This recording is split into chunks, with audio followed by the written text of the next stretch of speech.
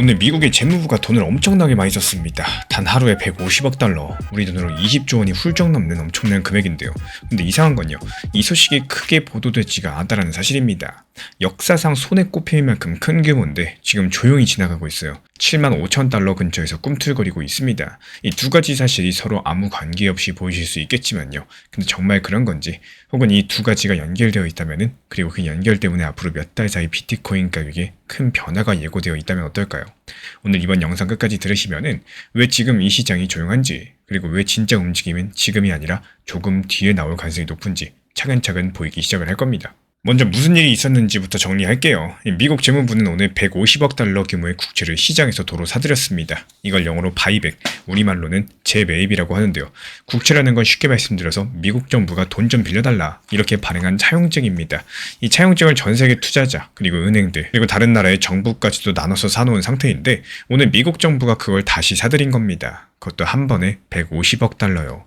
이 숫자는요, 지금까지 미국 재무부가 한 번에 시행한 바이백 중에 가장 컸던 규모랑 같은 수준입니다. 이 부분은 재무부가 올해 초에 미리 공개한 공식 일정표에서도 또 똑같이 적혀 있는데 우연히 벌어진 이벤트가 아니라 몇 달 전부터 예정되어 있었던 일이라는 뜻이겠죠. 그러면 여기서 바로 질문이 하나 생기죠. 왜 하필 지금인 걸까? 그리고 왜 이 정도 규모로 움직였을까? 이 질문이 오늘 이야기의 진짜 출발점입니다. 원래 국채 같은 경우에 만기까지 기다리면 자연스럽게 돈이 돌아옵니다. 5년짜리 국채를 샀으면 5년 뒤에 원금과 이자를 돌려받는 시기고, 근데 정부가 만기가 되지도 않았는데 굳이 먼저 사들일 때가 있죠. 이럴 때 이유는 보통 두 가지입니다. 먼저 첫 번째, 시장에 돈이 부족해서 유동성을 넣어줘야 될 때, 그리고 두 번째, 오래된 국채가 거래가 잘 안 돼가지고 시장이 삐걱거릴까봐 미리 정리해줄 때. 오늘 재무부가 사들인 건 만기가 가까운 1개월에서 2년 사이의 짧은 국채였는데요. 이 대상을 놓고 보시면은 단순한 시장 청소 목적만으로 150억 달러를 한 방에 움직였다, 이렇게 보기에는 규모가 너무 큽니다. 뭔가 더 있다란 얘기겠죠. 그렇다면 이게 비트코인하고 도대체 무슨 상관이냐? 지금부터가 핵심인데요. 재무부가 국채를 사들인다? 그렇다면 그 국채를 들고 있던 사람들에게 현금이 돌아간다는 뜻이겠죠. 그 사람들은 은행일 수도 있고 또 연기금일 수도 있고요. 큰 헤지펀드일 수 있습니다. 어찌됐든 이들의 계좌로 150억 달러는 현금이 들어오게 되는데 이 돈은 가만히 있지 않아요. 다시 또 어딘가로 흘러들어갑니다. 그리고 일부는 다른 채권으로 들어가고요. 일부는 주식으로 들어가고요. 또 일부는 비트코인 같은 자산 시장으로도 흘러들어갑니다. 결과적으로 봤을 때 시장 전체에 돈이 조금씩 더 풀리는 이런 효과가 생긴다는 건데, 여기서 많은 분들께서 이렇게 생각을 하실 거예요. 아니 그래가지고 유동성 풀리면은 비트코인 올라가는 거 아니냐? 맞는 말입니다. 근데 이런 이야기만으로는 뭔가 빠져 있어요. 이유가 뭐냐? 그 정도는 이미 전부 다 아는 얘기거든요. 진짜 중요한 건요, 얼마나 빨리 얼마만큼 이렇게 반영이 될 수 있느냐입니다. 그리고 바로 여기서 사람들이 잘 모르는 숫자가 하나 있습니다. 최근에 나온 시장 분석 자료가 있어요. 키록이라는 시장 조사 회사가 낸 자료인데 2021년 이후로 미국 단기 국채 발행량, 비트코인 가격이 상당히 높은 비율로 같이 움직여왔다는 내용입니다. 얼마나 높았을까요? 약 80%. 그리고 이 자료에서 더 재밌는 거는 국채 쪽 움직임이 먼저 나오고요. 비트코인이 그걸 따라가는데 평균 8개월 정도 걸린다는 점이었습니다. 이런 부분들 해석이 갈릴 수 있겠지만요. 이 100% 맞는 법칙이라고 단정할 수는 없어요. 다만 현재 공개된 자료만 놓고 봤을 때 국채 시장에서 큰 움직임이 일어나게 되면은 그게 비트코인에 반영되는데 시간이 상당히 걸린다는 점은 확인이 되고 있습니다. 그럼 이걸 오늘 상황에 한번 대입시켜 볼까요? 오늘 미국의 재무부가 150억 달러 규모 바이백을 실행했습니다. 만약에 그 시차가 평균대로 작동한다. 이 흐름이 비트 가격에 본격적으로 반영되는 시점, 대략 올해 말에서 내년 초 사이가 될 텐데요. 근데 오늘의 바이백은 단발성이 아니에요. 이번 달에만도 비슷한 규모의 일정이 여러 번 잡혀 있었고요. 앞으로도 계속 예정이 되어 있습니다. 이건 재무부가 공개한 공식 일정표에 그대로 나와 있는 사실인 거고, 즉 오늘의 150억 달러 규모는 한 번 쏜 이벤트가 아니라요. 훨씬 더 큰 흐름의 한 가지 조각일 뿐이라는 사실입니다. 여기서 아마 자연스럽게 이런 의문이 드실 겁니다. 아니 그런데 왜 비트 가격은 지금 이 호재에도 별로 그렇게 큰 움직임을 보이지 않냐? 심지어 고점에서 반토막 난 상태다. 맞습니다. 비트코인 작년 10월 12만 6천 달러 근처까지 상승했다가 지금 7만 5천 달러예요. 최애 고점 대비했을 때 40% 이상 빠진 자리입니다. 언뜻 보면 모순처럼 느껴지죠. 돈이 풀리고 있는데 왜 가격은 약해 보일까? 이 부분은 한 번 더 짚고 넘어가셔야 되겠습니다. 여기에는 엄청난 오해가 한 가지 있거든요. 이 유동성은 수도꼭지를 튼다고 해서 바닥에 물이 바로 차는 게 아닙니다. 시간이 걸려요. 그리고 지금 비트코인이 약해 보이는 건 유동성 문제만 있는 게 아니라 다른 변수들이 함께 짓누르고 있기 때문입니다. 중동의 긴장 상태, 미국과 이란 사이의 협상 변수, 그리고 새로운 연준의장 인사청문회 같은 이런 재료들이 겹쳐 있다라는 거예요. 이런 요소들이 단기적으로 가격을 누르는 쪽으로 작용을 하고 있기 때문에 실제로 최근에 한 크립토 자산 운용사의 투자 책임자도 단기적으로는 유동성이 오히려 빡빡해질 수 있고 비트코인에 부담이 될 수 있다 이렇게 밝혔습니다. 다만 이분께서 중기적으로 봤을 때 다시 상승 여력을 본다라고 덧붙였었는데요. 즉 지금 가격이 약한 거는 전체 그림과 모순되는 게 아닙니다. 오히려 그 그림의 일부다 이렇게 보시는 게 맞겠어요. 여기까지 들어보시면 슬슬 조각들이 맞춰지기 시작을 하실 겁니다. 재무부 측에서 역사상 최대급 규모로 국채를 다시 사들이고 있죠. 이 돈이 시장으로 다시 풀리고 있죠. 그리고 유동성이 비트 가격에 본격적으로 반영되는데 평균 8개월 정도가 걸려왔습니다. 지금 비트는요. 고점에서 크게 빠져서 기술적으로 긴 조정을 끝내는 구간이에요. 그리고 이 조정 기간에도 블랙록의 비트코인 ETF는 계속해서 비트를 사모으고 있습니다. 이 데이터가 증명을 해주고 있어요. 이 네 가지가 따로 보면 그냥 뉴스 같죠. 근데 한 장의 지도 위에 겹쳐놓으면 어때요? 방향성이 보이기 시작을 합니다. 좀 더 구체적으로 말씀을 드리자면은 과거에도 비슷한 구조가 한번 있었어요. 2020년 초 코로나 터지면서 미국이 엄청난 규모로 시장에 돈을 풀었던 시점. 그때 비트는 바닥권에서 1년 조금 넘는 사이에 10배 가까이 상승을 했습니다. 지금 상황이 그때랑 완전히 똑같다? 단정할 수는 없겠지만요. 그 당시 연준이 직접 나서서 돈을 풀었고 이번엔 재무부가 움직이고 있다는 차이점이 있습니다. 다만 어디선가 돈이 풀리고요. 그 돈이 자산시장으로 흘러든다. 이 큰 구조만 놓고 보시면 비슷한 부분이 있다는 거고 이런 구조가 작동할 때 비트는 어떤 식으로 반응을 해왔는지 우리는 이미 한번 본 적이 있었죠. 그렇다면 이제 앞으로 가장 가능성이 높은 시나리오는 일단 향후 몇 달 정도는 7만에서 8만 달러 박스권에서 움직일 가능성이 높아 보입니다. 이 중동 상황이랑 연준 인사 이슈가 아직 시장에서 정리되지 않았기 때문이겠죠. 이런 구간에서 큰 상승도 또 큰 하락도 쉽게 나오기 어려운 구조이기 때문에 그러다가 올해 하반기로 접어들면서 오늘 같은 유동성 공급 효과가 뒤늦게 가격 반영되기 시작을 할 거고 비트코인의 구조적인 상승 구간이 다시 열릴 가능성이 커지겠습니다. 이건 저의 감이 아니라요. 앞에서 말씀드린 8개월 시차 데이터 그리고 과거 유동성 사이클의 패턴들을 근거로서 말씀을 드리는 겁니다. 다만 이런 시나리오도 확정은 아니에요. 만약에 재무부 측에서 바이백 속도를 줄인다거나 지정학적인 변수가 더 악화된다거나 그러면 타이밍은 더 뒤로 밀릴 수도 있겠죠. 그래서 단정 내리지 않고 가능성이 가장 높다. 이렇게 말씀을 드리는 겁니다. 그리고 중요한 건 이거겠죠. 오늘 벌어진 일은 단순하게 국채 바이백 한 건 정도가 아니에요. 이건 더 큰 퍼즐의 한 조각일 뿐인 거고 그 퍼즐이 완성되는 시점은 지금 당장이 아니라 몇 달 뒤부터라는 점이겠습니다. 또 그 사이에 시장이 어떻게 출렁이든지 간에 큰 방향성은 이미 어느 정도 정해지고 있을 가능성이 있다는 거고 미국의 재무부는요. 오늘 역사상 최대급 규모로 국채를 되사들였고요. 이 돈은 시간차를 두고 자산시장으로 흘러들어가게 될 겁니다. 비트코인은 과거 데이터상 이런 유동성 움직임에 평균 8개월 정도 늦게 반응을 해왔었고요. 지금의 약한 가격은 본격적인 흐름이 시작되기 전에 조용한 구간일 가능성이 있다는 거. 그래서 하반기로 갈수록 그 그림은 더 선명해질 거라는 거고 이제 남은 질문 딱 한 가지입니다. 이 유동성이 비트코인을 움직이고 난 다음 그때 바로 다음 차례로 가장 먼저 반응을 알트코인은 과연 어디일까요? 이 이야기는 다음 영상에서 데이터로 하나씩 풀어드려 보도록 하겠습니다. 항상 자주 말씀드리고 있는 내용이지만요. 일단 팔아야 내 돈이다. 여기에 대해서 절대 잊으시면 안 됩니다. 제가 매도, 수익 실현, 그리고 팔아야 내 돈 이걸 많이 강조드리고 있는 이유는요. 지금 같은 알트 장세에서도 매도, 수익 실현을 망설이고 또 어려워하신다면은 결국에 상승장이 찾아오고 리플이 반등 나오고 또 상승 나와도 아마 대부분은 더 상승할 거야 생각에 분할 익절하실 거고요. 또 매도의 기회를 놓치게 되는 경우가 또 생길 겁니다. 과거 시장을 들여다보고 내가 그때 만약에 매도했다면 얼마에 팔고 다시 얼마에 샀다. 이런 시뮬레이션에 대해서 돌려보시고 아쉬웠던 매매 습관들을 고치려고 하셔야 됩니다. 결국에 이 시장은요. 돌고 도는 시장이기 때문에 상승과 하락이 공존하는 시장입니다. 하락장일 때는 상승장을 준비하시고요. 그리고 상승장일 때는 하락장을 준비하시면 되는 거예요. 일본에서 오늘 한 지방은행이 아주 조용히 움직였죠. 뉴스 헤드라인에 크게 걸리지 않은 상황인데요. 근데 이 은행이 선택한 방식이 수십 년 동안 전 세계 은행들이 써오던 국제 송금망을 사실상 건너뛰는 방식이었습니다. 그렇다면 여기서 질문 하나 드려볼게요. 일본의 한 지방은행이 왜 굳이 지금 이 타이밍에 또 오래된 낡은 송금망을 옆으로 밀어넣고 블록체인 기반의 길을 선택을 하고 있을까요? 그리고 이 은행이 같은 방식을 택한 일본의 무려 26번째 은행이라는 사실 알고 계셨나요? 이름이 좀 낯설 수 있는데 이 은행 이름이 도토리 은행입니다. 일본 서쪽에 있는 우리나라로 치면은 크지 않은 지역에 있는 은행이에요.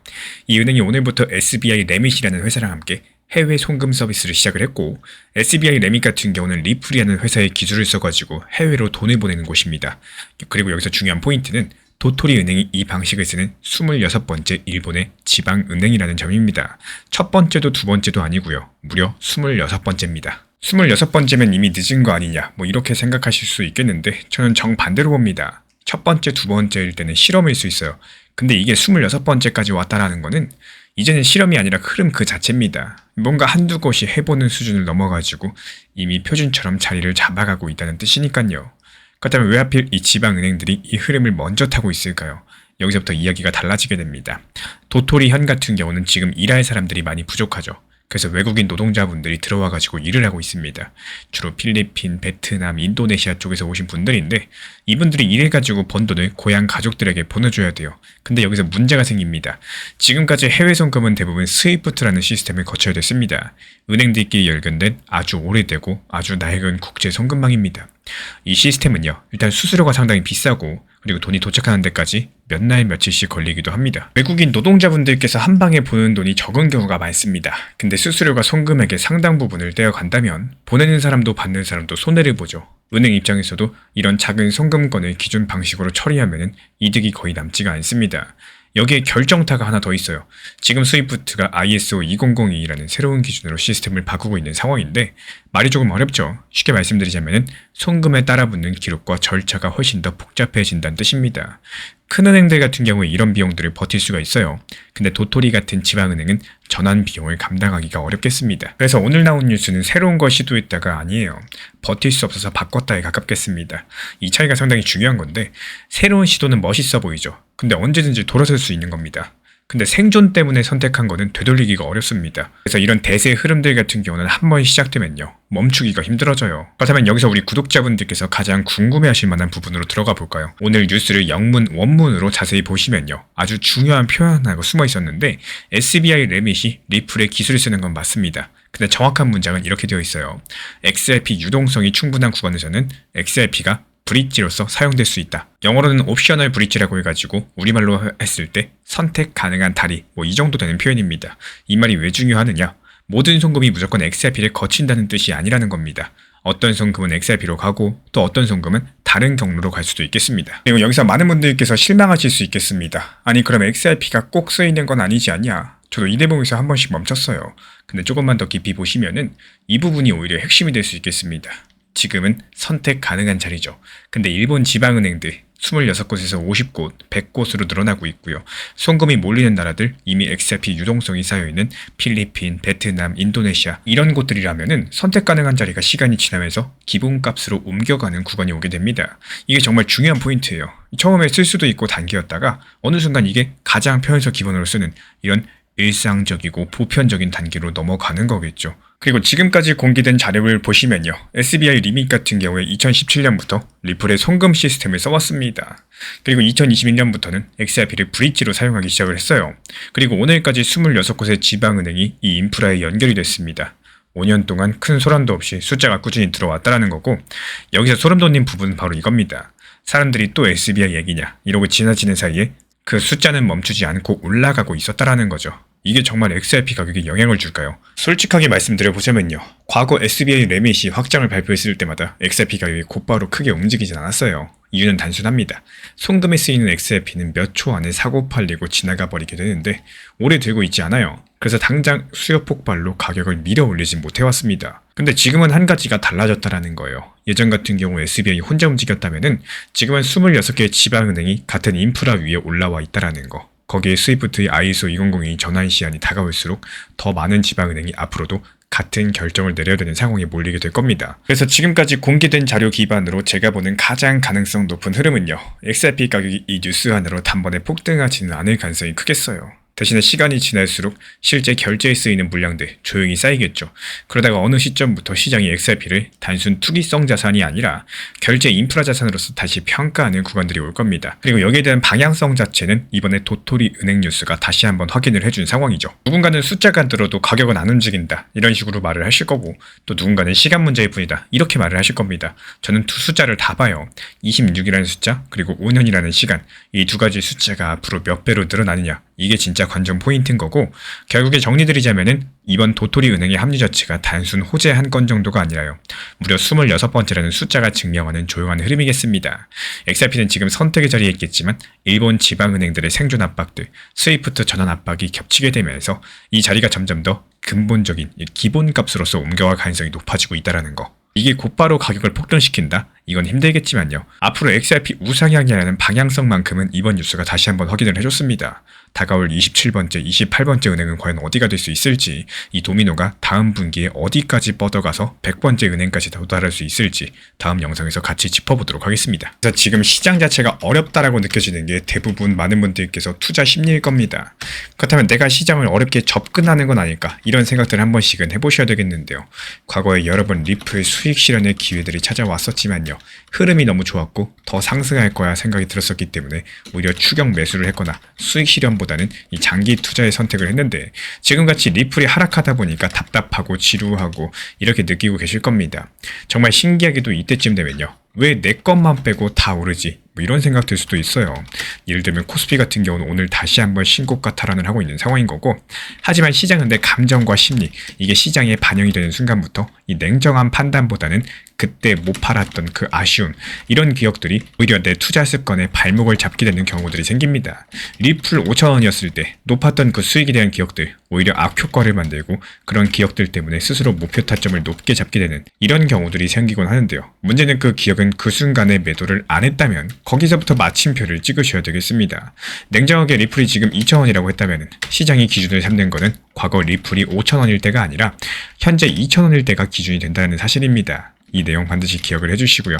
잘만 활용을 해주시면 이 시장을 보는 관점이 조금 더 편하고 건강한 관점으로 보실 수 있을 거라고 생각을 합니다. 오늘 이야기 들어보시면 아마 한 가지 질문이 머리에서 떠나지 않으실 겁니다. 미국 사원에서요, 리플과 관련된 아주 중요한 법안이 또 한 번 미뤄졌는데, 원래 4월 말에 표결점 심의가 잡혀 있었는데 지금은 5월로 밀릴 가능성이 커졌다, 이런 얘기가 방금 나왔습니다. 여기서 좀 이상한 부분이 있죠. 왜 미국의 대형 은행들이 이 법안 하나 막고자 지금 이렇게 필사적으로 움직이고 있는 걸까요? 그리고 그 움직임 뒤에서 왜 고래라고 불리는 큰 손들 오히려 반대로 XRP를 매수하고 있는 걸까요? 이번 영상 바로 이 두 가지 질문에 대해서 정확히 답변을 드리는 영상을 만들어 봤습니다. 먼저 이 법안이 뭔지부터 쉽게 정리드려 보자면요, 이름은 클래리티 법안입니다. 명확함이란 뜻인데 말 그대로 미국에서 가상자산을 어떤 법으로 다룰지를 분명하게 정리해주는 법입니다. 지금까지는 XRP가 주식이냐 상품이냐 아니면 또 다른 무엇이냐, 이 국회가 공식적으로 도장을 찍어준 적이 없었거든요. 이 법안이 바로 그 도장을 찍어주는 마지막 단추라고 볼 수가 있겠습니다. 지금까지 공개된 자료를 살펴보면요, 이 법안은 4월 말이나 이 상원은행위원회에서 심의될 예정이었었는데 은행권의 추가 의견 반영 요구 때문에 5월달로 밀릴 가능성이 커졌다라고 보도가 되고 있어요. 그리고 특히 톰 틸리스라는 공화당 상원의원에게 은행단체들이 지금 집중적으로 로비하고 있다, 이런 얘기가 나오고 있습니다. 여기서부터 진짜 이상한 지점이 시작되죠. 은행들은 대체 뭐가 그렇게 무서운 걸까요? 표면적인 이유는 이렇습니다. 이 법안 안에 스테이블코인 관련된 규정이 들어있는데, 스테이블코인은 1달러의 가격 고정돼 있는 디지털 달러다, 이렇게 생각하시면 되는데요. 법안에서는 이 스테이블코인을 가지고 있으면 이자 같은 보상을 받을 수 있게 해주자, 이런 조항이 있는데요. 은행 쪽에서는 이게 문제다라고 주장을 하고 있습니다. 미국 은행협회는 심지어 이런 말까지도 했습니다. 스테이블코인에 보상을 주면은 사람들이 은행 예금을 빼서 스테이블코인으로 옮기게 될 거고, 그 금액이 추산해봤을 때 최대 6조 6천억 달러까지 이를 수 있다고 합니다. 근데 여기서 재밌는 건요, 미국 백악관이 완전히 반대되는 보고서를 냈다라는 점인 건데, 백악관의 경제자문위원회가 직접 계산을 해봤더니 스테이블코인 이자를 금지해도 은행 대출은 0.02%밖에 안 늘어난다, 이렇게 발표했어요. 쉽게 말씀드려가지고 현재 은행들의 주장이 너무 과장됐다라고 미국 정부가 공식적으로 반박을 하고 있는 겁니다. 그리고 여기서 놀라운 장면이 하나 더 나옵니다. 백악관에서 가상자산 담당하는 패트릭 위트라는 분이 있는데요. 공개적으로 SNS에 이런 글을 올렸습니다. 은행들이 탐욕 또는 무지로서 로비를 하고 있다라고요. 미국 정부가 자기 나라 은행들을 이렇게 대놓고 저격을 한다. 크립토 역사에서 정말 보기 드문 그림입니다. 여기까지 들어보시면 한 가지 의문이 생기실 텐데요. 아니 그래서 이게 XRP 가격하고 대체 무슨 상관이 있는 거냐? 지금부터가 오늘 영상의 진짜 핵심입니다. 이 부분 리플 홀더분들도 정확히 알고 계신 분들이 많지 않을 거예요. XRP는 지금까지 상품으로 분류되어 있죠. 이 말은 많이 들어보셨을 텐데 이 분류 자체가 국회가 만든 법이 아닙니다. 미국 SEC 그리고 CFTC가 두 규제기관이 내린 의견인데요. 의견과 법은 완전히 다릅니다. 의견 같은 경우는 어떨까요? 다음 정권이 들어서면 언제든지 뒤집을 수 있어요. 예를 들어서 트럼프 물러나고 나서 만약에 민주당으로 대통령이 선출이 되고 또 SEC 위원장, CFTC 위원장 전부 다 갈아엎으면 다시 또 말은 뒤집힐 수 있는 겁니다. 근데 법은 어떨까요? 국회를 다시 통과해야만 바꿀 수가 있습니다. 바로 이런 차이들 때문에 지금 전 세계 대형 은행들이 XRP를 본격적으로 쓰지 못하고 있는 겁니다. 아직까지 규제기관의 공식 인정만으로는 부족하다, 법제화해달라 이런 말을 하고 있는 거고, 지금 XRP 가격이 이상하게 눌려있는 진짜 이유가 사실은 여기에 숨어 있는 겁니다. 리플은요, 그동안 정말 많은 것들을 이뤄왔습니다. 미국 SEC와의 오랜 소송도 끝났고요. RLUSD라는 자기네 스테이블 코인은 15억 달러가 넘게 발행됐습니다. 마스터카드랑도 손을 잡았고요. 일본 라쿠텐 4,400만 사용자에게도 연결이 됐습니다. 근데 정작 대형 은행들은 여전히 XRP가 아니라 달러나 RLUSD로 결제를 하고 있어요. 왜냐면 내일 규제 당국이 갑자기 마음을 바꾸면 어떡하지? 이런 법적인 불안감이 여전히 남아있기 때문인 겁니다. 클래리티 법안은요, 바로 이 불안감을 없애주는 스위치인 거고, 의견을 법으로 바꿔주는 그 마지막 단추다라고 보시면 되겠습니다. 또 이런 관점에서 은행들의 로비를 다시 보시면은 또 그림이 완전히 달라지게 되실 텐데요. 은행들은 지금 단순하게 예금이 빠질까봐 무서워하는 게 아니라 이 법이 통과되는 순간 리플 XRP 같은 자산이 진짜로 자기들 자리를 위협할 수 있다는 걸 알고 있는 겁니다. 그래서 5월달까지 어떻게 해서든지 시간을 끌려고 하는 거예요. 그리고 바로 이 장면을 고래들은 조용히 지켜보고 있습니다. 크립토컨트라는 온체인 데이터 회사가 4월달 공개한 자료에 따르면요. 대형 고래들이 하루에 1,100만 XRP씩 사들이고 있다고 해요. 이 수치가 최근에 10개월 중에 가장 높은 수준인데 가격은 비슷한 자리에 묶여 있는데 조용히 매집하는 주체가 있다는 뜻이겠죠. 지금까지 공개된 온체인 데이터를 놓고 보면은 지금 누군가는 이번 지연에 대해서 악재가 아니라 오히려 기회로 보고 있다. 이런 해석까지도 가능합니다. 그렇다면 이제 가장 중요한 질문이 남았죠. 앞으로 어떻게 될 것인가? 여기에 대해서 살펴보겠습니다. 지금 제가 바라보는 관점은요. 5월달 안에 상원은행위원회가 실제로 심의를 여는 시나리오, 이 지금까지 가장 유력해 보이고 있습니다. 이렇게 보는 이유는 총 3가지인데 먼저 첫 번째, 100억 간이 이미 은행들을 공개적으로 저격하면서 뒤로 물러설 수 없는 상황들을 만들었습니다. 그리고 두 번째, 5월달을 넘겨버리면 2026년 중간선거 일정이 들어오면서 법안이 사실상 올해 안에는 통과되기가 어려워집니다. 이어지는 세 번째, 리플 CEO 브래드 갈링하우스를 비롯한 업계 주요 인사들 5월에는 된다라는 공개 발언을 연이어하고 있는 상황이에요. 물론 이게 100% 확정이다? 이건 아니겠습니다. 만약에 은행권 로비가 더 강해진다거나 미국 상원의 예상 밖의 큰 정치 이슈가 터진다? 그럼 또 밀릴 수도 있겠죠. 하지만 여기까지는 확인이 됐고 또 그 이상은 아직까지는 확인이 되지 않았습니다. 만약에 5월 안에 이 심의가 실제로 열리게 된다. 그 순간부터 시장 이야기는 완전히 달라지게 될 거예요. 의견이 법으로 바뀌는 과정이 시작이 되는 거고 지금까지 눌려있던 가격도 그 자체로 다시 평가받게 될 겁니다. 그래서 지금은 단기 트레이더든 장기 홀더든 아무것도 안 하는 게 정답이 아니라 이 상황을 아주 가까이서 지켜보셔야 되는 아주 중요하고 면밀한 구간이라는 말씀을 드리고 싶어요. 오늘 내용을 세 문장으로 정리하면 이렇습니다. 클래리티 법안은 단순 지연이 아니라 은행과 크립토 업계가 벌이는 구조적인 전쟁의 한 장면인 거고 XRP 가격이 지금 눌려있는 진짜 이유는요. 상품 분류가 아직 법이 아니라 의견이기 때문입니다. 그리고 이 스위치가 실제로 켜지는 순간 5월달 안에 올 가능성이 가장 높겠죠. 그럼 마지막 질문 하나만 드리고 마쳐볼게요. 만약에 이번 5월달에 법안이 실제로 심의를 통과하게 된다면 XRP는 지금의 1달러대를 넘어서 과연 어디까지 폭등할 수 있을까요? 다음 영상에서 이어가 보도록 하겠습니다. 리플 XRP에 대한 이 기대감들은 존재하고 있는데 장기적으로 보면 건강하게 보유하고 싶은 방법을 찾으신다면요. 차라리 매달 그냥 꾸준한 비중으로서 매달마다 모아가는 방법 가장 건강하실 수 있겠습니다. 많은 분들께서 장기 투자라고 해가지고 그냥 몰빵으로 들어가거나 또 가만히 그냥 보유만 하고 있으면요. 이게 장기 투자다라고 생각하시는 분들이 많이 계시는데 운이 좋게 리플을 300원, 400원 라인 저점에서 보유하고 계시다면 이 시장의 흔들림에 대해서 큰 타격이 없겠지만요. 하필 매수한 시점이 4,000원, 5,000원 부근이시라면 고점에서 높은 평단에 대해 가지고 어떻게 낮추지를 못한다. 생각보다 장기 투자로서 보유하기가 어렵다라고 느껴지시게 될 겁니다. 매수는 어떻게든 누구나 해요. 하지만 문제가 뭐냐? 대응과 관리를 할 줄 모른다면은 지금 같은 시장이 정말 지루하고 또 답답하다고 느껴질 수밖에 없을 겁니다. 정말로 어려운 내용이지만 냉정하게 한번 말씀을 드려보면요. 지난 2018년 리플 5,000원에 매수하셨던 분들 7년 동안 물타기 하나 없이 그냥 보유하셨다. 그렇다면 이 7년이 지난 시간 동안 트럼프 당선 시점에서 겨우겨우 매수 본전 가격까지 찾아온 상황이었습니다. 이 시장의 구조와 중간 대응에 대해서 중요성, 이걸 꼭 알고 계시는 분들 아냐 모르냐 싸움이 되기 때문에 단순하게 보유만 하시기보다는 오히려 저점과 고점을 잘 활용해가지고 꾸준하게 수익을 낼 수 있는 이런 방법들에 대해서 말씀을 드리고 있는 겁니다. 지난 폭락장에서 XRP 1830원 그리고 1900원서 이렇게 두 차례 분할 매수 들어갔던 물량들 이번에 2200원 단기 매도하면서 깔끔하게 나왔죠. 추가적인 매수 매도 타점 속보로서 받아보고 싶으신 분들께서는 현재 보이는 번호로 연락 주시거나 댓글창 링크 통해서 신청 주시면 확인되는 대로 입장 드리겠습니다.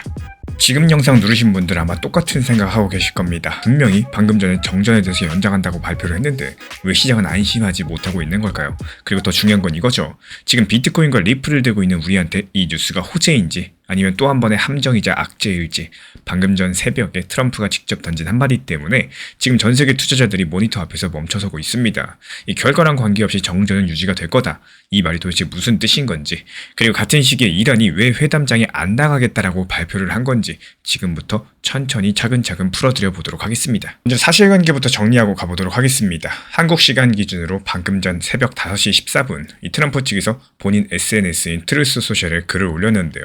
그 내용은 간단합니다.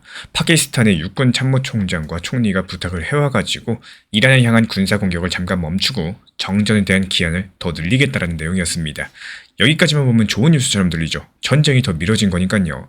근데 또 같은 글 안에 의외로 무거운 문장들이 함께 들어 있었습니다. 정전이 유지가 되는 기간에도 미군은 이란을 향한 해상 봉쇄, 그러니까 바닷길을 막는 작전을 계속할 거고 군사 대비 태세도 그대로 유지한다라고 못을 박은 거예요.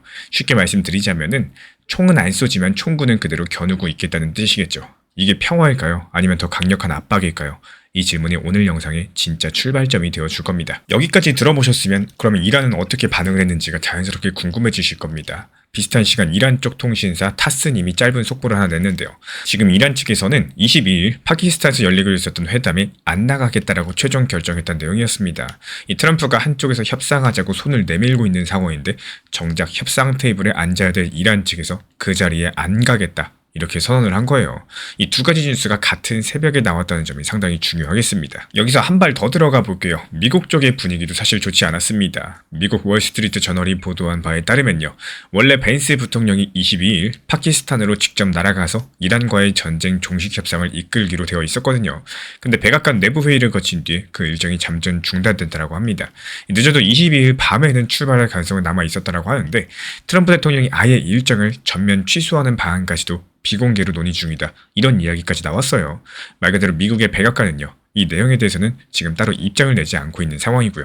이쯤 되면 슬슬 그림이 조금 이상해 보이기 시작을 하죠. 겉으로 봤을 때 정전 연장이라는 평화 분위기인데 실제로 세 가지가 동시에 어긋나고 있다는 사실입니다. 미군 측에서는 봉쇄를 안 풀고 이란이 협상장에 나가지 않고 미국의 협상 대표인 부통령은 비행기를 탈지 말지 정하지 못하고 있습니다. 이 세 가지가 한 가지 방향으로 움직여야지 진짜 평화 무드인 건데 지금은 세 개 다 따로 놀고 있는 상황입니다. 그렇다면 왜 이런 일이 벌어지고 있는 걸까요? 이 부분이 오늘 가장 중요한 대목이겠습니다. 월스트리트 저널 보도 안에 짧지만 결정적인 단서가 하나 있었는데요. 협상이 흔들리는 이유로서 이란이 핵 농축 관련 요구에서 양보하지 않으려는 점이 꼽힌다는 내용이었고, 핵 농축이라는 말이 어렵게 들리실 수 있겠는데 쉽게 말씀드리자면은 이란이 자기들 핵 프로그램을 어디까지 줄일지에 대해서 미국이 원하는 만큼 양보를 안 하고 있다는 뜻이겠습니다. 미국 입장에서는 핵부터 정리해야 협상인데 이란은 그거는 내려놓지 못하겠다라고 맞서고 있는 상황이라는 거죠. 그래서 트럼프가 던진 결과랑 관계없이 표현이 다시 보이기 시작을 합니다. 이 말은 두 가지로 해석이 가능해요. 지금까지 공개된 자료만 놓고 보면 첫 번째 해석은 협상이 잘 되든 안 되든 일단 총은 쏘지 않겠다는 약속이었었고, 두 번째 해석은 언제든 다시 깰 수 있는 정전이라는 경고이기도 합니다. 어느 쪽이 진짜 의도인지는 트럼프 본인만 알고 있겠지만요. 지금 시장은 이미 두 번째 가능성에 대해서 무게를 싣고 움직이고 있다는 사실. 그렇다면 이게 우리 코인 시장에는 과연 어떤 의미를 가지고 있을까요? 이 부분이 사실 가장 궁금하실 겁니다. 보통 전쟁 관련 뉴스에서 정전이 연장된다, 안전자산이 조금 빠지고 위험자산, 그러니까 비트나 알트코인 쪽은 살짝 오르는 게 일반적인 반응이겠죠. 근데 이번에는 그 반응이 약했습니다. 왜냐면 시장이 이번 정전에 대해서 끝난 평화가 아니라요, 잠깐 멈춤 정도로 받아들이고 있기 때문인 거고, 미군이 봉쇄를 유지하고 있고요. 이란은 협상장에 안 나가고 있고요. 협상 대표 일정도 흔들리고 있다는 사실, 이게 동시에 알려졌기 때문에 시장 투자자들이 언제든지 다시 뒤집힐 수 있다, 이렇게 보고 있다는 거죠. 그리고 여기서부터가 오늘 영상에서 가장 중요한 부분입니다. 지금 시점에서 가장 가능성이 높아 보이는 흐름 하나만 말씀을 드리자면은 단기적으로 정전이라는 단어 덕분에 시장이 큰 충격은 안 받을 가능성이 커요. 하지만 이란이 회담에 안 나간 이유, 그러니까 핵 문제에서 양보를 안 한다는 점, 이게 다음 며칠 안에 어떤 식으로든지 다시 헤드라인을 만들 가능성이 높습니다. 그때마다 비트코인이랑 리플은 작은 출렁임을 반복할 가능성이 클 거고, 큰 폭락이라기보다는 뉴스 한 줄에 한 번씩 흔들리는 신경질적인 흐름이 이어질 수가 있겠죠. 그리고 이렇게 보는 이유는 단순합니다. 협상이 진짜 진전될 때 나오는 신호, 예를 들면 부통령 출국 확정이라거나 이란의 회담 참석 발표라거나 미군의 봉쇄 일부 해제 같은 신호 중에 단 한 개도 지금 나오지 않았기 때문이에요. 신호가 없는 평화는 평화가 아니라 휴식 시간에 가깝습니다. 12시간에서 24시간 안에 나올 백악관과 이란의 추가 발표에 따라 가지고 충분히 달라질 수 있겠지만요. 그래서 우리가 지금 뭘 봐야 되느냐? 가격 차트를 들여다보는 것보다 다음 세 가지 뉴스 헤드라인이 뜨는지를 보는 게 훨씬 더 중요해요. 먼저 첫 번째, 이 벤스 부통령이 진짜 비행기에 탔는지가 중요합니다. 그리고 두 번째, 이란이 회담의 불참 결정을 뒤집을 수 있을지가 중요하겠고요. 세 번째, 미군 측에서 해상봉쇄에 대해서 어떤 식으로든지 간에 추가 발표를 하는지, 이 세 가지 중에 하나라도 움직이게 된다면은 그때부터 시장의 방향성이 잡히기 시작을 할 거고, 우리 구독자분들이라면 지금 이 상황에서 현금 비중을 더 늘리실 겁니까? 아니면 분할로 천천히 들어가실 겁니까? 댓글로 의견 남겨주시면 좋을 것 같고요. 다른 분들의 생각도 같이 보면서 판단하시면 더 도움이 많이 되실 겁니다. 결국에 트럼프 측에서 정전을 연장했지만요. 봉쇄는 풀지 않았고 이란은 협상장에 나가지 않았으면서 협상 대표 일정마저 흔들리고 있습니다. 이 세 가지가 동시에 일어났다는 것은 지금 평화가 시작된 게 아니라 더 정교한 압박이 시작됐다는 신호에 가깝겠죠. 그래서 시장도 안심을 하지 못하는 거고요. 그렇다면 다음 질문 하나만 남습니다. 이란이 끝까지 핵 농축을 양보하지 않는다라고 했을 때 트럼프가 말한 결과와 관계없이라는 그 정전은 과연 몇 날 며칠이나 더 갈 수 있을까요? 리플 XRP를 탓하고 시장을 탓하기 전에요. 내가 아쉬운 매매 습관을 가지고 있는 건 아닌지, 여기에 대해서 생각과 지금 시장의 흐름은 어느 방향성으로 흐르고 있을지 여기에 대해서 한번 생각해 보시면 좋겠습니다. 시장이 흔들리고 시장이 좋지 않은 거는 그 누구의 탓도 아니죠. 하지만 그 시장이 흔들려가지고 매번 높을 때 따라 사고 또 하락할 때마다 불안해가지고 매도하는 습관들이 반복이 되신다면은 지금 같은 시장에서 오랜 기간 건강하게 재밌게 매매한다는 거는 사실상 어려운 일이라고 볼 수가 있겠습니다. 리플만 놓고 봐도 마찬가지예요. 정말 좋은 매도의 시기가 정말 많았었죠. 너무 높은 목표 타점을 계획을 하다 보니까 결국에 여러 가지 수익 실현의 기회를 놓치게 된 기억들이 분명히 있으실 겁니다. 지난 리플 정보방에서도 말씀을 드렸었죠. 리플 단기 고점 라인에서는 매도하는 게 맞습니다. 이 최고점에 팔려는 습관보다는 적당한 단기 고점, 기분이 좋은 그 시점에 어느 정도 만족하고 분할 익절의 습관을 다시 키워주셔야 돼요. 4,850원 라인에서 팔고 나오면서 목표 타점 정확히 도달하면서 수익 실현한 바가 있었고요. 그리고 다시 매수할 수 있는 상황을 만들어 놓을 수가 있기 때문에 매도가 있어야 매수가 있고 매수가 있어야 매도가 가능한 겁니다. 지난 폭락장에서 XRP 1830원 그리고 1900원서 이렇게 두 차례 분할 매수 들어갔던 물량들 이번에 2200원 단기 매도하면서 깔끔하게 나왔죠. 추가적인 매수 매도 타점 속보로서 받아보고 싶으신 분들께서는 현재 보이는 번호로 연락 주시거나 댓글창 링크 통해서 신청 주시면 확인되는 대로 입장 드리겠습니다. 지금부터 제가 드리는 이야기 끝까지 들어보시면 오늘 밤 XRP 차트를 보는 눈이 조금은 달라지실 겁니다. 최근에 며칠 동안 리플 홀더분들 분위기 다들 비슷하죠. 비트코인은 또 움직이는데 왜 XRP만 일어나? 이거 진짜 오르긴 오르는 건가? 내가 종목을 잘못 골랐나? 저도 이런 감정들을 잘 알고 있습니다. 뉴스는 매일매일 비트코인 얘기로 도배가 되고 있고요. XRP 차트로 보면은 정말 답답하고 지루하고 또 분위기는 가라앉아 있고, 근데 바로 그 순간에 그레이스케일이라는 회사에서 보고서 하나가 조용히 나왔어요. 저는 이 보고서를 읽고 나서 오히려 긴장감이 제대로 올라갔습니다. 이 겉으로 시장에서 지금 비트코인 얘기뿐이죠. 근데 읽으면 읽을수록 비트코인 얘기가 아니라는 생각이 들었거든요. 그래서 오늘 영상은 질문 한 가지로 시작할게요. 그레이스케일은 왜 하필 지금 이런 보고서를 냈을까요? 그리고 이게 리플 홀더인 우리한테 과연 무슨 의미를 가지고 있을까요? 이 두 가지 질문에 대한 답이 오늘 영상의 전부가 되겠습니다. 팩트부터 짚고 넘어가 보자면은 먼저 그레이스케일은요, 미국의 코인 상품 운용사입니다. 이 회사 리서치 총괄인 잭 팬들이라는 사람이 최근에 이런 말을 했습니다. 비트코인을 최근에 산 사람들의 평균 매수 단가가 74,000달러 근처고 지금 가격이 그 위에 있기 때문에 최근 매수자들이 대부분 수익 구간에 들어와 있다는 겁니다. 그리고 이 상태를 강세장 초기 단계의 신호라고 표현을 했는데 여기까지는 그레이스케일 보고서에 그대로 나와 있는 내용이에요. 그리고 여기서 실현 가격이라는 용어가 나오는데요. 이게 조금 어렵게 들릴 수 있어서 잠깐 쉽게 풀어볼게요. 실현 가격은 쉽게 말씀드리자면 최근에 매수한 사람들의 평균 매수 단가입니다. 평균적으로 74,000달러에 샀는데 지금 가격이 그것보다 위에 있다. 그렇다면 그 사람들은 지금 전부 다 이익 중이죠. 이익 중인 사람들은 절대 안 팝니다. 안 파니까 파는 물량이 줄어들고 파는 물량이 줄어들면 가격은 버틸 수밖에 없어요. 이게 시장이 바닥을 다지는 가장 기본적인 원리인데요. 그레이스케일이 말한 강세장 초기라는 표현도 정확히 이 맥락에서 나온 얘기입니다. 근데 여기까지는 비트코인 얘기인데 왜 제가 이걸 붙잡고 리플 홀더분들께 길게 말씀을 드리고 있냐? 이유는 딱 한 가지입니다. 과거 사이클 패턴을 돌려보시면요. 비트코인이 이렇게 바닥을 다지고 강세장 초기에 들어갔을 때 알트코인, 그 중에서도 리플 XRP 같은 종목이 어떻게 움직였나, 여기에 대한 패턴이 상당히 뚜렷하게 반복이 되어 왔었거든요. 이제부터가 오늘 영상에서 가장 중요한 구간입니다. 천천히 한번 들어주세요. 과거 사이클에서 반복적으로 나타난 현상은 이렇습니다. 비트코인이 바닥을 다지고 올라가기 시작하면 시장의 돈들은 가장 먼저 비트코인으로 몰리죠. 신규로 진입하는 사람들 입장에서는 가장 안전하게 느껴지는 게 비트니까요. 그리고 이 시기에서는 비트코인 도미넌스, 그러니까 전체 코인 시장에서 비트코인이 차지하는 비중이 오히려 올라갑니다.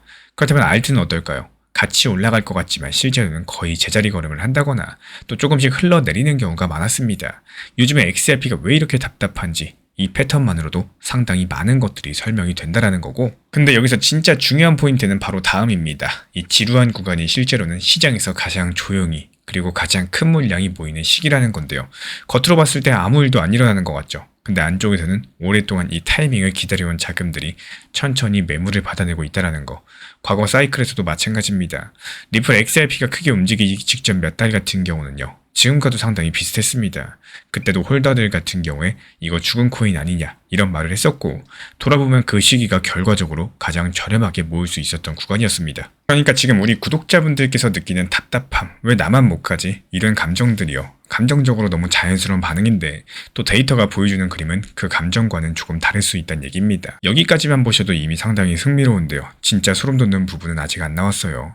그레이스케일이라는 이 회사를 한 번 더 봅시다. 이 회사는 비트코인 관련 상품만 운영하는 게 아닙니다. XRP에 대한 상품도 함께 운영하고 있죠. 그러니까 이 회사는 비트가 올라도 돈을 벌고요, XRP가 올라도 돈을 버는 구조입니다. 여기서 질문 한 가지 드려볼까요? 이런 회사가 공개적으로 비트코인 강세장 초기라고 발표하는 타이밍인데 이게 순수하게 학술적인 분석일지 아니면 자기네가 운영하는 여러 가지 상품들이 움직일 타이밍에 대한 내부 판단이 섞여 있는 건지, 이렇게 대형 운영사가 공식 보고서를 내는 타이밍 같은 경우는 원래 우연인 경우가 많지가 않습니다. 음모론이 아니라요, 이 금융시장에서 기관의 공식 발언들 언제나 상업적인 맥락 안에서 나온다는 아주 오래된 상식입니다. 그레이스케일이 지금 이 시점에 강세장 초기라는 단어를 썼다는 거, 이거 자체가 이 회사는 이미 이번 사이클의 방향성을 자기들 나름대로 잡아드는 신호로서 읽어볼 수가 있다는 거예요. 그래서 지금까지 나온 얘기들을 한 가지로 모아드려보자면은 비트코인의 최근 매수자들 대부분 수익 구간에 들어와 있고요. 이건 시장이 바닥을 다졌을 가능성을 보여주고 있습니다. 과거 패턴을 봤을 때 이런 식의 XRP는 지루한 행보를 하면서 큰 손들의 매집이 진행되는 경우가 많았었고, 그리고 그레이스케일 같은 대형 운용사가 바로 이 타이밍에 공식적인 보고서를 냈다는 거, 이 세 가지를 붙여놓고 봤을 때 지금 XRP의 답답한 흐름들, 단순한 하락이 아니라 준비 구간의 가능성이 눈에 들어오기 시작을 합니다. 물론 시장은 언제든지 예상과 다르게 움직일 수 있겠습니다. 그래도 현재 공개된 자료를 놓고 보시면은 가장 가능성이 높다고 보이는 시나리오 한 가지만 말씀을 드려볼게요. 비트코인이 지금의 74,000달러 부근에서 몇 주일 동안 다지기를 하다가 또 천천히 위쪽으로 다시 방향성을 잡을 가능성이 높아 보입니다. 이런 기간 동안 비트코인 도미넌스는 지금 수준을 유지한다거나 오히려 조금 더 올라갈 수가 있는 거고, XRP는 지금의 박스권을 크게 벗어나지 않을 가능성이 높아요. 짧게는 몇 주, 또 길게는 몇 달이 리플이 거의 움직이지 않는 시기로서 이어질 수 있다, 이런 뜻이겠고, 근데 바로 이 시기가 과거 사이클 기준으로 봤을 때 가장 중요한 매집 구간이었습니다. 그리고 비트코인 도미넌스가 꺾이기 시작하는 순간, 그때부터 알트 쪽으로 자금이 옮겨가는 흐름이 나타나는 게 일반적이었고요. XRP의 본격적인 움직임들은 또 그 지점부터 시작될 가능성이 가장 크다, 저는 이렇게 바라보고 있습니다. 이 시나리오가 맞는지 아닌지는 시간이 지나면서 천천히 확인을 해가야 돼요. 지금 자리에서 무조건 이렇게 간다? 뭐 이런 식으로 단정할 수 있는 사람은 없습니다. 다만 현재까지 확인된 데이터, 과거 패턴, 역사적인 움직임들, 기관까지도 이렇게 전부 다 놓고 봤을 때 가장 설득력 있는 그림이 지금 말씀드린 그림이란 얘기고, 정리드리자면은 그레이스케일의 이번 보고서는요, 겉으로 비트코인 얘기지만 실제로는 XRP 리플 홀더들에게 지금이 어떤 시기냐, 이런 것들을 알려주는 힌트에 가깝겠습니다. 지금의 지루한 움직임들 흐름은요, 끝이 아니라 과거 사이클에서 반복되었던 전형적인 매집 구간의 모습일 가능성이 높겠고, 진짜 움직임은 비트코인 도미넌스가 꺾이는 지점, 여기서부터 시작될 가능성이 높습니다. 그럼 여기서 자연스럽게 다음 질문이 남죠. 비트코인 도미넌스가 지금 정확히 어디쯤에 와 있고 어떤 신호가 나와야지 그 꺾임이 시작됐다고 볼 수 있을까요? 이번 이야기 다음 영상에서 이어가 보도록 하겠습니다. 지금 시장에서 재미가 없는 시장이라고 해가지고 그냥 흘려보낸다? 그렇기보다는요, 조금이라도 재미있는 요소를 찾거나 아니면 과거 역사 패턴들의 움직임을 찾아보는 이런 방향성으로 시간을 활용해 보셨으면 합니다. 지금 시장이 재미없다, 답답하다, 이렇게 느껴지는 가장 큰 이유가 뭘까요? 리플 XRP 때문이겠죠. 너무 많은 분들께서 리플 한 가지만 생각을 하시다 보니까 이 시장의 흐름 자체를 놓치게 되는 경우가 많습니다. 특히나 최근 시장 어떤가요? 알트 장세 움직임이다 보니까 알트코인을 병행하고 안 하고의 차이는 이 시장을 보는 관점 자체가 달라진다라고 생각을 합니다. 이렇게 단기 종합방에서도요, 리플 코인뿐만 아니라 업비트 비썸 현물 매매로서 알트 단기 타점에 대해서 안내를 드리고 있는 이유, 지금 시장 같은 경우는 기본적으로 리플 XRP가 힘을 못 내고 있기 때문에 여기에 대한 알트코인들이 오히려 힘을 쓰면서 시장의 흐름을 만들어 나가고 있기 때문이겠습니다. 이 시장의 흐름을 조금만 활용하기 위해서는요, 내가 고집하는 방향성을 조금만 내려놓으시고 또 이렇게 시장의 흐름을 보는 연습 같은 것들 해보는 것도 정말 중요한 노력이자 수익을 내는 길 중에 하나다라고 생각을 해요. 오늘도 시장에서 알트코인으로 수익을 내드렸죠. 지금 시장 같은 경우는 XRP보다는 오히려 알트로서 수익 내기가 너무 좋고요. 이 수익금으로 XRP를 추가 매수하셔라, 이렇게 말씀을 드리고 있습니다.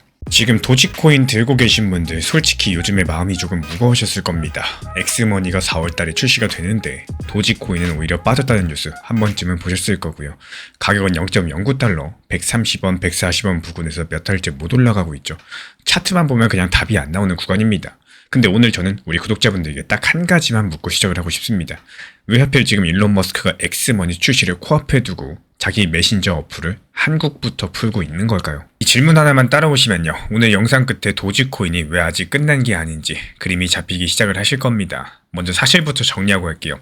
코인데스크 보도에 따르면은 일론 머스크 측에서 엑스머니를 4월 달에 공개 출시한다고 직접 밝혔습니다. 이 어플은 6%짜리 이자를 주고요. 비자 데비카드도 같이 쓰고요. 미국 40개가 넘는 주에서 송금 라이센스를 받은 상황이죠. 근데 여기에 코인 들어가 있지 않았었습니다. 도지코인도 물론이고, 그리고 심지어 이제 제도권 편입이 가속화되고 있는 비트코인과 이더리움도 1차 버전에는 빠져 있어요. 이건 추측이 아니라 머스크 본인이 한 말이고요. 외신들도 똑같이 보도한 내용들입니다. 여기까지만 보면 도지 홀더 입장에서는 한숨이 나오죠. 근데 같은 머스크가 거의 같은 시기에 또 다른 어플을 한국에 푼다는 게 조금 이상하지 않으신가요? 이번 MS2의 기사를 보면은 머스크가 만든 엑스챗이라는 메신저 어플이 4월 23일, 그러니까 내일 한국을 포함한 글로벌 시장에 정식 출시될 예정이라고 합니다. 여기서 엑스챗은 카카오톡 같은 메신저인데요. 안에 인공지능이 들어있어가지고 통역도 해주고요. 또 사진을 분석해서 정보도 찾아주고요. 음성으로 비서처럼 부려가지고 쓸 수도 있습니다. 광고도 없고요. 메시지는 발신자랑 수신자 외에는 아무도 보지 못합니다. 그러니까 카톡보다도 한 단계 더 똑똑한 메신저다, 이렇게 보시면 되겠습니다. 그러면 머스크는 왜 메신저랑 결제 어플을 동시에 깔고 있는 걸까요? 그 정답을 찾으려면 머스크가 진짜 만들고 싶은 게 뭔지부터 보셔야 되겠죠. 머스크가 공개적으로 여러 번 말한 목표, 에브리띵 앱, 우리말로 하면 하나로 전부 다 되는 앱입니다. 메시지도 보내고 돈도 보내고 쇼핑도 하고 영상도 보고 게다가 투자까지도 이렇게 전부 다 한 가지 어플 안에서 전부 다 끝내겠다는 그림인 건데, 중국의 위챗이라는 어플이 있죠. 중국 사람들은 그 어플 하나로 일상 거의 대부분을 전부 해결합니다. 일론 머스크가 X를 그런 어플로 만들고 싶어 하는 거고, 그러면 그 큰 그림 안에서 X챗과 엑스머니는 어떤 역할을 할 수 있을까요? X챗은 사람을 모으는 입구가 될 겁니다. 그리고 엑스머니는 그 모아진 사람들의 지갑을 열 수 있는 통로가 될 겁니다. 메신저로 사람들을 끌어들이고 또 그 안에서 돈이 돌게 만드는 구조, 이 두 가지가 따로 보이지만 사실은 하나의 큰 계획 안에서 같이 움직이는 부품인 겁니다. 그러면은 이제 진짜 중요한 질문이 남죠. 왜 한국이냐는 겁니다. 한국의 X 사용자는 약 800만 명으로 알려져 있어요. 카카오톡 사용자는 4,700만입니다. 숫자만 보면 X가 한참 작죠. 근데 머스크 입장에서 봤을 때 한국은 단순하게 사용자 숫자만 보고 들어오는 시장이 아닙니다. 한국은 카카오톡이라는 슈퍼 어플이 이미 잘 작동하고 있는 나라예요. 카톡 안에서 송금하고 선물 보내고 예약하고 쇼핑까지 전부 다 하죠. 머스크가 만들고 싶은 그림이 한국에서 이미 현실이 되고 있는 겁니다. 이게 무슨 뜻이냐? 머스크 입장에서 봤을 때 한국은 자기 슈퍼앱 모델이 통할지 안 통할지 가장 빠르게 검증할 수 있는 시험장인 거예요. 미국이나 유럽 이런 슈퍼앱 문화가 없다 보니까 비교 대상도 없죠. 한국에서 카톡 점유율을 조금이라도 흔들 수 있다면은 일론 머스크는 자기 모델을 다른 나라로도 자신 있게 펼 수 있다, 이런 신호를 얻게 될 겁니다. 여기까지가 사실 기반의 흐름이고요. 이제부터 해석이 들어갑니다. 만약에 한국에서 X챗 사용자가 의미 있게 늘어난다고 가정을 해봅시다. 그러면 다음 단계로 자연스럽게 엑스머니가 한국에 들어오겠죠. 그리고 엑스머니는 지금은 달러 결제만 되지만 일론 머스크는 여러 번이나 다음 단계로 코인 통합을 언급해 왔어요. 이 분석가 폴 베런 측에서는 MEXC 보도에서 도지코인이 마이크로 페이먼트, 그러니까 아주 작은 금액 결제와 크리에이터들에게 팁을 주는 용도로서 적합한 후보가 될 수 있다, 이렇게 언급도 남겼습니다. 도지코인이 거래 속도가 빠르고요. 수수료가 저렴하기 때문에 영상을 시청하다가 1달러 팁 보내는 이런 작은 결제에는 비트보다 훨씬 더 잘 맞거든요. 그래서 지금까지 공개된 자료만 놓고 보면 엑스머니가 일단 달러 결제로 안전하게 자리를 잡고요. 미국 규제 상황을 보면서 단기적으로 코인을 열어갈 가능성이 가장 높겠습니다.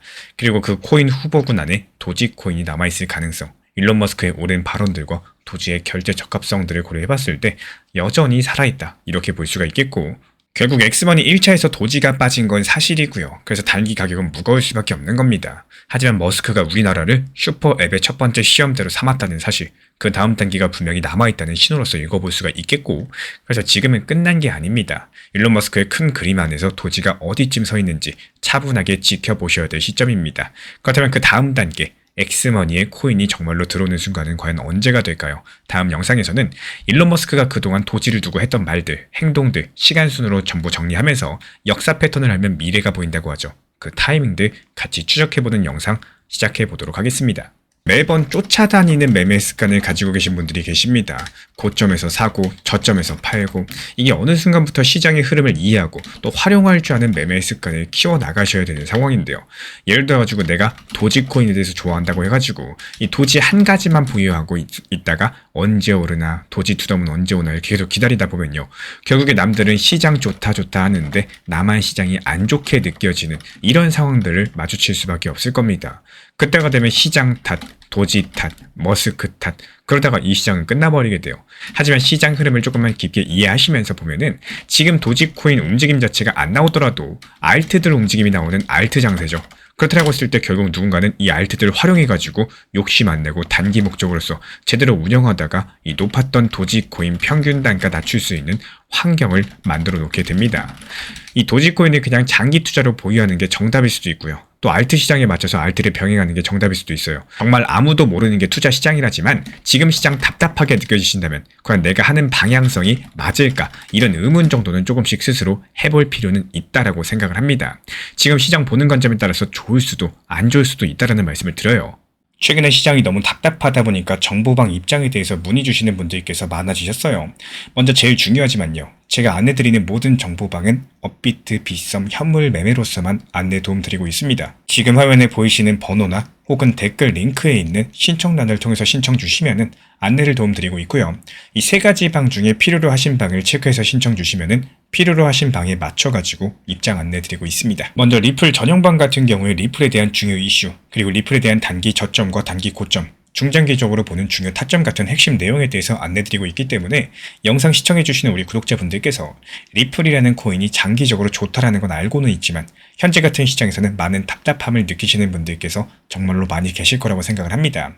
이 적당한 일부 비중은 단기 고점과 저점을 살려서 효율적인 대응을 만들어 가시고 또 오히려 중장기적으로 더 잘 가져가기 위한 효율적인 매매하시는 것들을 추천드려요. 그리고 두 번째로 종합 브리핑방입니다.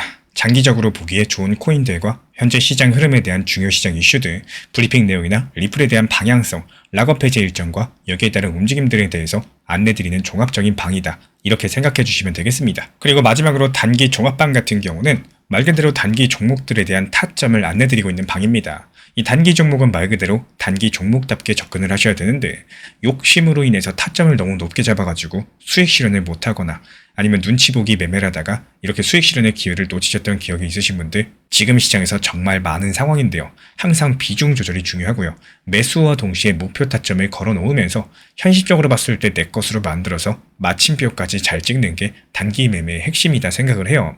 단 여기서 중요한 거. 아무리 내가 좋아하고 시기가 좋고 스스로 괜찮다고 판단하셔도 몰빵 매매는 정말 위험하기 때문에 매번 말씀드리는 비중 조절 원칙 매매로 접근하시는 게 가장 중요합니다. 끝으로 항상 말씀드리고 있지만요. 저는 업비트, 빗썸, 현물 매매에 대해서만 안내를 도움드리고 있기 때문에 절대로 해외거래소, 선물 매매에 대한 고위험 리스크 매매에 대해서는 언급조차 드리지 않고 있습니다. 무조건적으로 업비트, 빗썸 이렇게 현물 매매로 필요하신 분들께서만 입장 신청 주시면은 안내 도움 드리도록 하겠습니다. 이 빠르게 가는 것보다 중요한 건요. 꾸준하고 길게 가는 게 더 중요한 투자 시장이다. 이렇게 생각을 해요. 건강한 비중 조절 원칙 매매 활용하시기를 늘 응원드리겠습니다. 이 리플 XRP의 매수 매도 타점은 순간의 판단이 전부예요. 그래서 우리 신사 채널에서는 시장의 숨결 하나하나까지 놓치지 않고자 모든 흐름들 실시간으로 모니터링 중에 있습니다. 이 단기 반등 구간이 열리는 순간 그 찰나의 기회 타점을 우리 구독자분들께 바로바로 전달드리기 위해서인데요. 우리 신사 채널을 이미 구독해주신 분들 중에서 실시간 커뮤니티방 참여를 원하신다면 지금 보이시는 번호로 문자 남겨주시면 되겠습니다. 이 혼자서 불안하게 바라보는 시장이 아니라요. 함께 흐름을 읽고 움직이는 경험들을 선사해 드리도록 하겠습니다.